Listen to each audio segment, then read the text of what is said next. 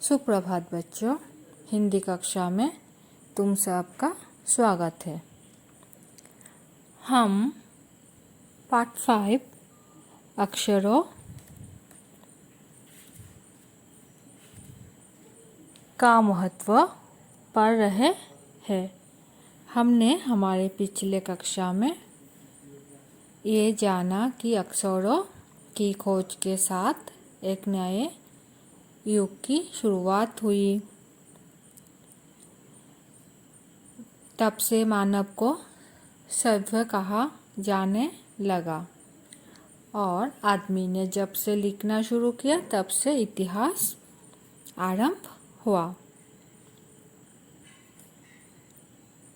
अतः हम देखते हैं कि यदि आदमी अक्षरों की खोज नहीं करता तो आज हम इतिहास को न जान पाते।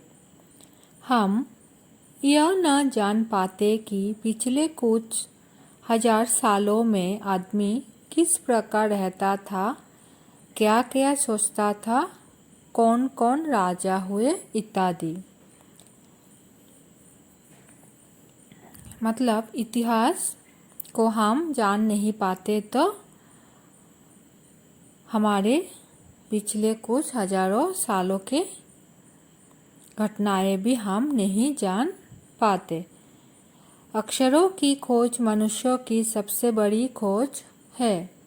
अक्षरों की खोज करने के बाद ही मनुष्य अपने विचारों को लिखकर रखने लगा। इस प्रकार एक पीढ़ी के ज्ञान का इस्तेमाल दूसरी पीढ़ी करने लगी। अक्षरों की खोज के वजह से ही मनुष्य अपने विचारों को लिखकर रख सका, जिसके कारण एक पीढ़ी के ज्ञान का इस्तेमाल दूसरे पीढ़ी के लोग करने लगे। अक्षरों की खोज करने के बाद पिछले 6000 सालों में मानव जाति का तेजी से विकास हुआ।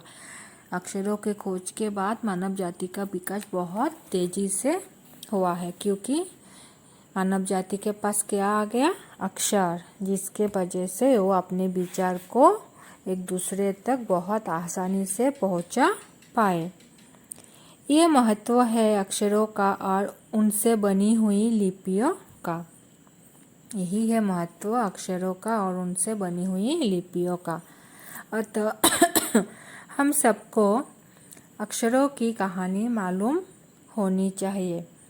आज जिन अक्षरों को हम पढ़ते या लिखते हैं वे कब बनाए गए, कहाँ बने और किसने बनाए, ये जानना ज़रूरी भी है। तो अक्षर कब बने, किसने बनाए, ये सब भी जानना हमारे लिए ज़रूरी है। तो आज हमने जो पाठ पढ़े वो किसने लिखे हैं? गुणाकर मूले जी द्वारा लिखित है। तो बच्चों पाठ को अच्छे से पढ़ना और समझने की कोशिश करना। धन्यवाद।